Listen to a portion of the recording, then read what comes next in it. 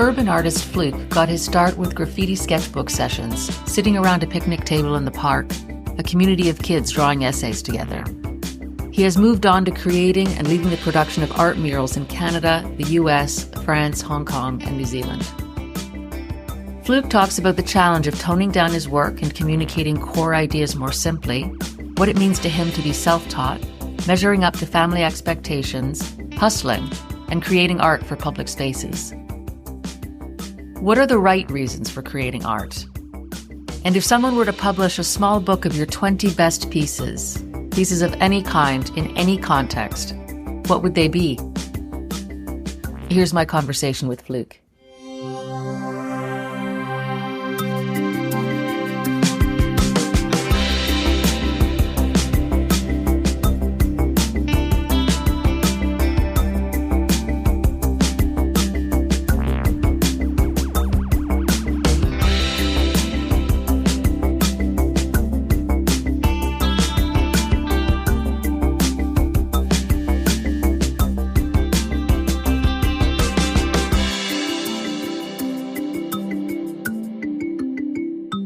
And thank you so much for making time to speak with me again. So you're a bit unusual in that we've spoken once already, which is slightly unnerving for me, I have to say, because we agreed not to prepare any questions. So Oh, I broke the rules, I guess, huh? yeah, no, that's great. That's good. Meant to be broken, right? Like all rules, but it's something sort of new for me, so it's good. It's a bit of a stretch, so it's good. Cool. So what we agreed to, I think, or what I said I would do, was I really had one question for you to start things off, which is why you do art. Why I do art? Yeah. Well, I don't know, to tell you the truth. I don't know why. I do know how I started. I know how it's become an integral part of my life, but the why still remains to be answered. I'm still searching for the answer. I was introduced to graffiti when I was 8 years old. I had a difficulty expressing myself when I was younger because my parents are Polish, and I grew up in an Irish, predominantly like Anglophone neighborhood, but I was forced to go to French school based on the rules here in Quebec.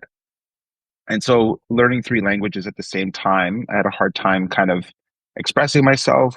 And I met these guys. There's these older teenagers just doing graffiti in the park and skateboarding and punk rock culture. And I thought it was like the best thing in the world. And visual language, the idea of leaving your mark, whether it's in public space or whether decorating your skateboard, or back then it was a lot of what we used to call sketchbook sessions. So a lot of kids would just like do graffiti in their little black books or little sketchbooks around a picnic table. And so that exchange, that sense of community, those essays, essentially what we didn't know back then is that these were essays. We were drawing at home or drawing in class or whatever, and then you would meet up with your friends and then you would exchange what you had created the night before, the day before. And so this was my introduction to visual language and to drawing, and that progressed into all kinds of other things. But I think since day one, I've always had just a deep desire to express myself and just to create things, just to make things. I'm very skilled with my hands, whether it be carpentry, welding, painting, construction, you name it, mechanics. I just like to understand how things work. And I don't think it was any different with art. At that time, street artists and graffiti artists were starting to do very intricate things like portraiture with spray paint cans and very elaborate three-dimensional lettering and things like that. And that just blew my mind to be like, well, how can something that's so uncontrollable, a spray paint can, how can something that's just so unpredictable and so untamed, how can you go and create these almost hyper-realistic images in some cases? To solve the puzzle and to try to understand the technique of like, I want to try to do that, or I want to try to draw this or do that. I think that's been with me since day one. To this day, I don't know why I do art. I question myself a lot about that, but I do know that I enjoy the puzzle, the challenge of understanding how it works. So what would be a recent piece you worked on that you found challenging and and learned a lot from figuring it out? I've answered that question differently, I think, in the past. I used to reflect on, well, what's like the most impressive project that I can talk about to try to like impress people. And although I've done some technically like impressive things like painting some skyscrapers and like, painting, 150 feet in the air, or, recently I produced a mural that was baked into tempered glass. And I've always been innovative. And um, I did a basketball court a year ago where my mural went from vertical to horizontal. And so I've always kind of tried new things. However, I think lately the most challenging, not so much impressive, but like most challenging thing I've ever had to do so far was to dial down what I do. I guess some people might categorize my work as maximalism, or, there's a lot of information in my work, a lot of layers. And yeah, they're just exhausting projects for me because there's no painting that takes less than 3, 4 weeks for me to make. So these things take a lot of time. And there's a lot of just walking around the studio, like questioning everything and starting over again from scratch over and over again. So it's exhausting. And so recently the challenge has been to, okay, how can I paint the idea of what I want to paint without trying to render or narrate every single element that pops into my brain? And how can you get the message to be more simple to understand and things like that? So that was a huge challenge because I'm not used to that. So I recently gave myself essays the same way you would give an art student essays in the beginning of their practice. You would tell an art student like, hey, listen, try to paint this, but only use X materials, or only use X medium, or here's a time constraint, or here's a, whatever. Like you challenge yourself. So I had to do that to myself without someone imposing it on me, which was recycling some old abstract studies of mine and doing my figurative work or my portraiture work that I do sometimes, but with a predetermined background. So the abstract work was already there. Now it's like, okay, well, how do I do this? And also the idea was not to spend more than 4 days on it, which is a tenth of what I'm used to doing. And the second thing is I'm struggling a lot with the concept of artistic freedom. You know, when we talk about challenges, I've been known in the industry kind of like a painter's painter, you know, for my technique, for innovating certain things, and over 30 years, I've developed this kind of desire to want to please people out of fear of of survival, out of fear of not being accepted. There's a reason why paintings have always been predominantly of nudes and flowers and landscapes. It's always been, hey, what does the general public respond to, or what does the general public deem as pretty? You know, and it's very hard to move away from that. And I always thought that one day I'll have the freedom, one day I'll have that space to be myself and do what I want to do. And I've recently acquired that space. I have the space. I have the financial freedom, quote unquote. I have a no excuse. And so recently I've given myself that challenge to say, hey, go ahead, do it. But when you're confronted with, like, it's almost like having too much freedom is also very dangerous. For me, I would say that's the biggest, like, the project I'm working on right now. That's like, I would say the most challenging. It's like, okay, paint what you want. Well, okay, what do I want to, what do I have to say? What do I want to paint? And that's a very hard thing if you don't have the practice, if you don't have the practice of digging deep and thinking and meditating on your process. I don't have that practice as much, I would say. I find that so interesting that you're just in the balance of, you talked about a more minimalist approach to your work, and at the same time giving yourself full artistic freedom to pursue whatever you want. In a way, those two things are, well, I guess they're complementary for you. You can. Yeah. Interesting. You Yeah. you kind of alluded to it. So you don't have technical training in art. Everything that you have learned, is that right? Like you're That's correct. self-taught. Okay. What Yeah. does that mean to you to be self-taught? I think it means two things simultaneously to me, I believe. One, it means that I walk around with a sense of pride and a chip on my shoulder at the same time. yeah, there's a lot of pride for me when it comes to telling people this.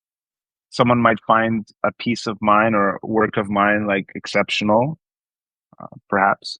And then, when they find out that and I don't have any academic training, I don't have any artistic training, and I don't have any artistic family or entourage, that this is something that really came from a certain struggle, a certain desire to create, and certain tools were not available to me as a young person. I think like I didn't have many opportunities, and grabbing a crayon and a piece of paper was probably the most inexpensive and most accessible thing to a young person, to a child. My parents didn't have a lot of money, and aside from playing in a baseball team when I was a kid, like I didn't have access to like organized sports or to anything like that. So that was really like the most accessible, cheapest thing to do is just get a bunch of crayons and a paper, and you can imagine anything.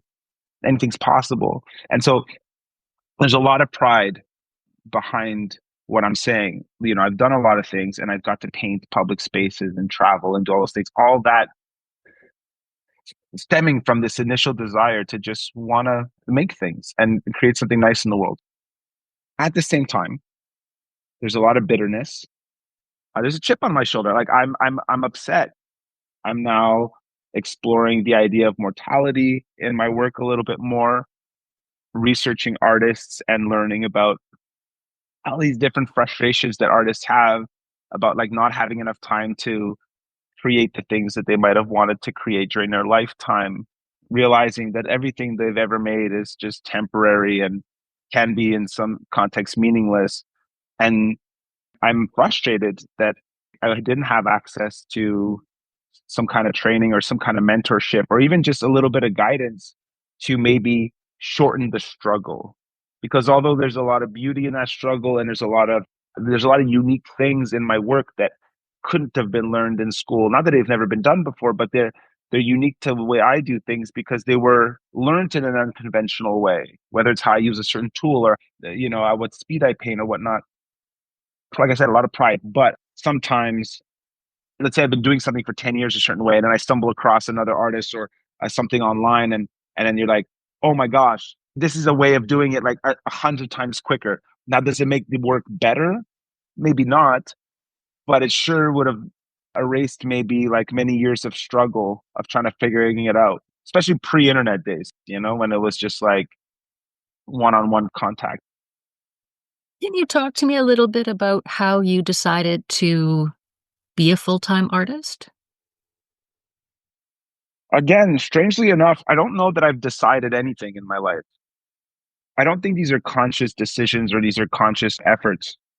I think there was a sense of obligation on my behalf to quote unquote make something of myself. And what I mean by that is I'm the eldest child of five kids. My mom was very, very young when she had me. And there was this unspoken pressure, especially from like an Eastern European family. There was this unspoken pressure of you're gonna be somebody one day. I came to this country to give you opportunity. And yeah, there was this pressure of doing great things, and honoring the struggle of your ancestors and your family and the sacrifices they made for you to have access to education. It was heavy. It was a heavy weight to carry, especially as the first child. I'm dyslexic. I have ADHD. I have all these little presets that made me struggle in school, but yet still juggling with this idea that I have a responsibility to do great things, to honor my family. And so that was difficult. I didn't choose to do art. I chose to hustle. From picking up beer cans at the park on Sunday after the softball games to make a couple bucks to hustling kids out of their marbles in the playground. I was always trying to hustle and try to make a buck and try to find a way to kind of make my family proud or to like, quote unquote be someone. Now, when I was doing graffiti, I was in the streets doing that. There's no money associated to graffiti. That was an identity thing. That was me trying to find my place in society, trying to create an identity for myself. So when I connected both things, where I'm like, well, wait a minute, I know how to use this spray paint can and I can do basic stuff like, for example, paint a sign for a storefront or do a small mural in my high school or whatever. as soon as I figured out that, okay, like people might actually give me some money for this, then it kind of went like full force from there. I never stopped. And I never stopped to question myself, am I an artist or am I doing this for the right reasons? All I knew is like, oh my gosh, someone's going to give me $200 to paint their storefront and make it nice. Cool, I could do that. By doing that at such a young age, that means I never really had a job. I never went to school. After high school, that was pretty much it for me. From a teenager on, it was just from one job to another. And only now, and like, years later, I'm like, oh, why did I do that? What would have happened if I had went to school? Would I become an architect? Would I have been more of a, I don't know, a playwright? I don't know. It is what it is. Kind of how life dealt me these cards, and I just tried to make the best out of it. Interesting what you said about whether you were making art for the right reasons, whatever that might mean. But is that because you did things for a living and so you're making a certain kind of art that maybe you wouldn't otherwise make, or you might have become a playwright or done something completely different, but that makes it not the right reasons so much? Well, I think at the time it was absolutely for the right reasons. You know what I mean? Like I was doing it to feed myself, get myself out of like this depressive kind of state of like you'll never amount to anything is kind of the label I had. Even doing graffiti, like I was labeled a street kid. No one really had faith, and I understand. This was the '90s, early 2000s. Street art wasn't a thing yet. So yeah, it was always this feeling of like not fitting in. So I think I did it for the right reasons at that time. I did it strictly for money, strictly to keep myself busy and keep myself away from doing other bad things, like just stay busy. I was a workaholic. As long as you're doing something, you're not gonna, not to be dramatic, not to die, but like disintegrate. And I think now that pressure of doing it for the right reasons, I think that's something that's just imposed in this field later on. When you've been doing something for 20, 30 years or whatever that has a certain format and it's for money and it's public, and you start exchanging with artists that are a little bit more seasoned, a little bit more established, these questions, these notions of, does your art have meaning? Does it merit an audience? Is it something worth exhibiting? Does it add value to society? Also, like, does it mean anything to you? All these things are questions that maybe an art student or a younger artist will have practice playing with these questions younger because their teachers might challenge them to do so, or they might be exchanging with peers that are also thinking about these bigger questions. I never had that opportunity. I never had that dialogue with anybody. I was only having dialogue with, my landlord was expecting rent, and that was it. Like, that's the end of the conversation. So only now, I think late in the game, in street art or whatever, and I'm considered like an older artist now, and so it's like I'm only now beginning to ponder, like, wow, I got over 500 murals under my belt that I've either chaperoned or produced or painted myself. And, I've done all these things, but what does it mean? What have I actually contributed to society? And I'm not saying that I haven't. I've decided to focus on these things now more than ever. However, I do understand that there is something to be said and there's something to be highlighted with doing selfless art as well. And what I mean by that is when you paint a mural, and I always believed in this, that it's not the same as painting a canvas in your studio that you then later on wish to exhibit, perhaps. Because the significant difference is this, is that when you paint a painting, you may choose to never show it to anybody. And it may sit in your studio and just collect dust for the rest of its life. And that's that. Or you might decide to burn it, and it's your choice. However, once you start applying paint in the public space, you're now exhibiting automatically your work to an audience that never asked to see it in the first place. And I felt like I had a certain sense of responsibility there. So some of this work may not mean anything to me, but it was done in a way that it might mean something to someone else. And that's something very unique, I think, with public art. So, the basic example I can give you is I would never do this, but it's just an example. A child grabs a piece of chalk and decides to paint a heart on someone's fence. And I'm dumbing down graffiti and street art to its basic level here, right?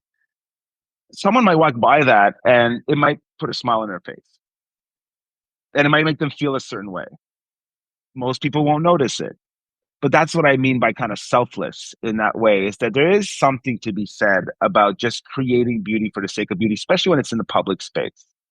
And it doesn't mean it doesn't merit existing. It does. It just doesn't have the same merit and doesn't have the same meaning than some of the art that you would see in institutions, where it has to have a greater, bigger meaning and there's bigger philosophy and it has to like question humanity. Like no, sometimes it's just, hey, here's something cool. And that's the end of that. And it doesn't have to be more than that? Sorry, I I maybe just went a bit on a tangent there.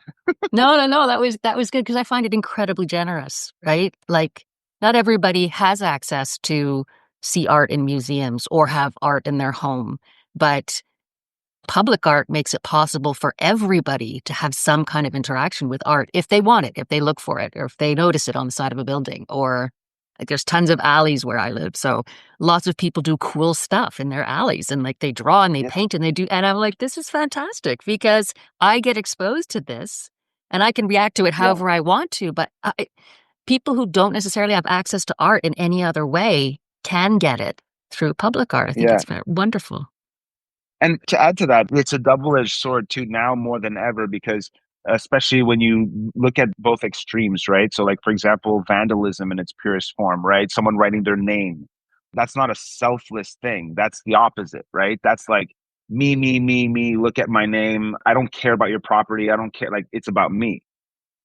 And then you have like the opposite spec, you know what I mean? And so what's interesting about public space and taking ownership of public space without permission or with permission, both, is that it creates this very exciting ecosystem where art exists for many reasons and not just for one reason, like institutions want us to believe sometimes. One of the interesting things is the notion of realizing that your work doesn't mean what you thought it meant. That's a hard pill to swallow. That's one thing that I'm dealing with right now as an artist, is that like I really never stopped to think earlier. I never did. Now more than ever, I'm like, holy crap. If someone asked me to publish maybe a small book of my 20 best pieces or something, and then have like a little retrospective show or something, I couldn't do it. Because when I really sit down with myself and think about it, I don't have any work out there that means something special to me. And that was something sad for me to kind of face as an artist. Be like, oh, wow, I thought I was doing something in a certain way. And here I am 25 years later, and I have nothing to show for it. I have so much work, huge portfolio, huge accomplishment. But I can't honestly say these reflect me. These are something I'm proud to have left behind. This has a certain sense of legacy to it. I want my children to be proud of this or maybe take a look at this later on in life. No, like these are great work, but I feel like it's no different than a nicely crafted table, or it's just functional art. It serves a purpose. It has its place. However, for me, I'm really excited for the next chapter in my life where I apply those same skills that I have, but now maybe with a little bit more depth and a little bit more thought going into the work of being like, okay, well, aside from its functionality in the public space, what can this work serve for me in terms of my personal growth? How can it serve maybe other people in their growth? And that's, I find, a million times harder than just doing something that's nicely rendered. That's something crazy. I don't even know how artists do it. I'm like, that's why I'm saying I don't think I am an artist. I think I'm just you know what I mean? Like, it's No, crazy. you're incredibly reflective, though. It's fascinating, and I'm thinking I think 25 might be the magic number because I'm a bit older than you, and I started my career later than you did. But I think 25 years is where you hit the mark if you make your living creating for other people, where Mm. you just sort of hit the wall and say, "Hold on a second, Wait a minute. wait a minute," because if I had to have a retrospective book of everything I've done, I'd be like, "Whoa, it'd be a really small book." That's it, Don't right? want a book. Yeah, there's nothing I would want to put in that.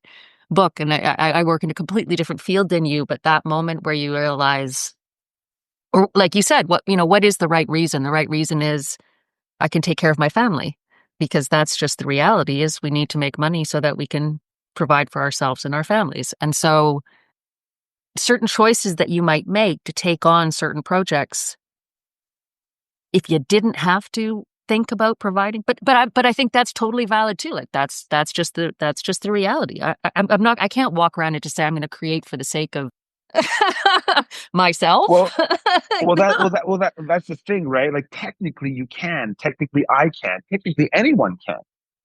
But the question is, why is it that we don't? And these paradigms and these obstructions that are self-imposed.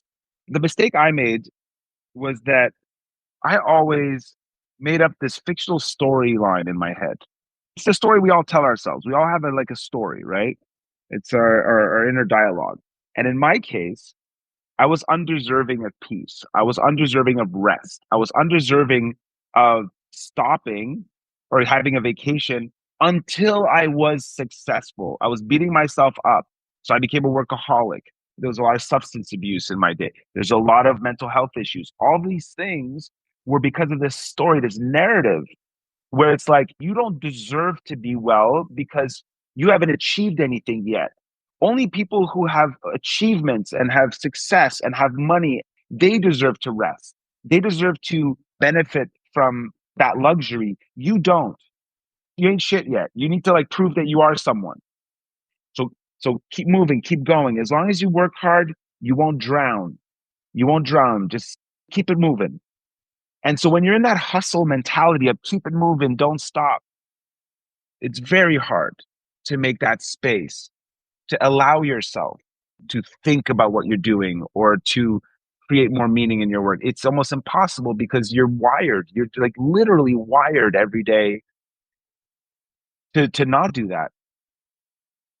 But every hour and every moment you invest in bettering your thought process, in understanding yourself a little bit better, you will gain that time back later in your work, in your process, and you'll make less mistakes. You'll be less tentative in the steps that you make because you'll be more sure of who you are. You'll be a little bit more sure about what it is you're trying to make. That narrative will change. That's one of my biggest regrets. It's like, if I could go back to my younger self, it would be to say, hey, I know it feels unnatural. I know it feels counterproductive. It's easy to just throw some paint on the canvas and see, look, I did something today. Much harder to say, you know what, I spent the day with myself. I made no money. I produced nothing. There's nothing physical in this world that I made that I can show for. However, I'm that much closer to understanding who I am. That's crazy. Learn more about Fluke on Instagram at fluke.art and on his website, flukeart.ca, where you can sign up for his newsletter to get updates on his work.